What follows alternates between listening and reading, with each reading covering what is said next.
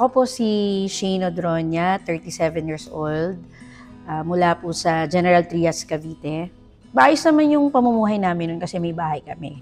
Nalang simula nung nag-abroad yung nanay ko, kailangan kasi ng konting panggastos. Siyempre alam niyo na pag nag-abroad, may mga placement fee. So isinala yung bahay at yun yung nagamit na pang-alis niya, pang-process pa abroad.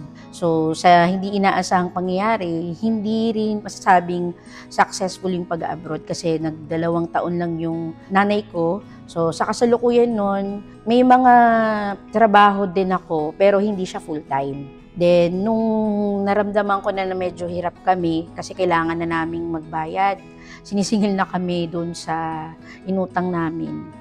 Siguro dahil sa mabuting kalooban na lang ng papa ko, hindi niya na lang tinubos. Ibinigay na yung titulo, yung bahay mismo dun sa pinagkautangan namin. At ang naging solusyon, naghanap kami ng paupahan.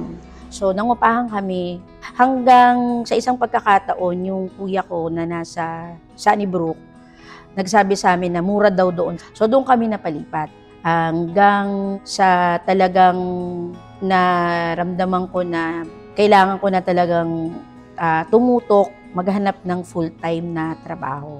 So, nagsimula ako nun sa pag-apply sa isang trading po yun. So, as office staff, doon ako nagsimula na magkaroon ng full-time na employment.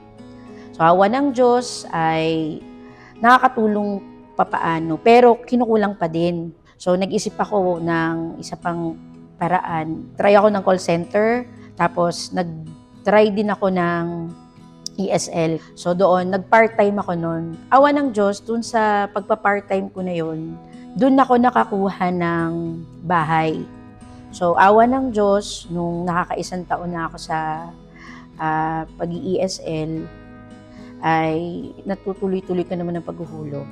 Dahil din sa mga kaibigan, nagrekomenda rin sila na bakit hindi daw ako mag-try ng work from home. So yun, awa ng Diyos, paunti-unti lang yung mga ginagawa kong pagpupundar para dun sa work from home. So nakakuha naman ng mga konting kliyente, nagtuturo pa rin ng mga English. Then yun, nag-research ako, naghanap ako ng mga iba pang opening na work from home pa din. Then awa ng Diyos, nagkaroon ako ng isang kliyente.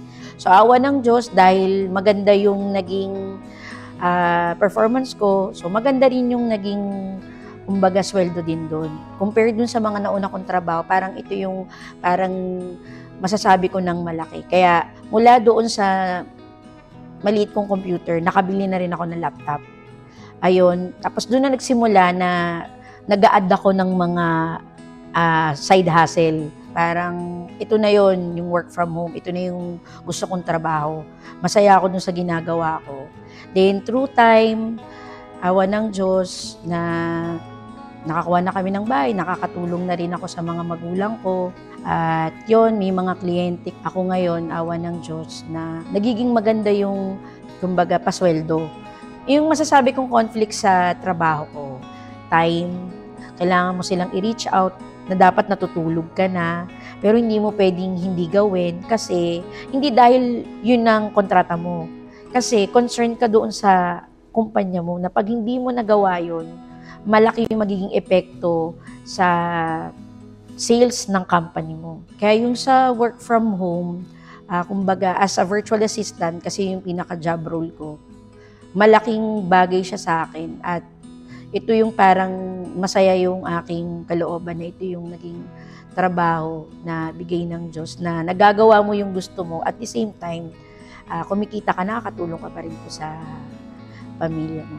At awa ng Diyos sa pamamagitan din ng trabahong ito, natutulungan ko rin yung kapatid ko ngayon na mag-aral sa college. Siyempre, unang inspirasyon naman natin yung mahal natin sa buhay. Pag nakikita mo kasi yung mahal mo sa buhay na masaya, simpleng ngiti lang nila, parang ikaw din, parang nawawala yung pagod mo. Kung yung iba nga, nakakaya nila, diba? What more pa tayo? Lalo na kung kasama mo ang Diyos. Tapos may pamilya ka pang kasama na nagpapalakas ng kalooban. Kaya sila yung talagang number one kong inspirasyon sa paghahanap buhay. So sa mga gustong mag-VA, so wala namang harm for trying, at habang may pag-asa, may oportunidad na ibinibigay sa atin ng Diyos, samantalahin natin. Ipagtiwala natin sa Diyos ang lahat ng ating magagawa. Lakipan natin ang sipag at tiyaga. Laban lang.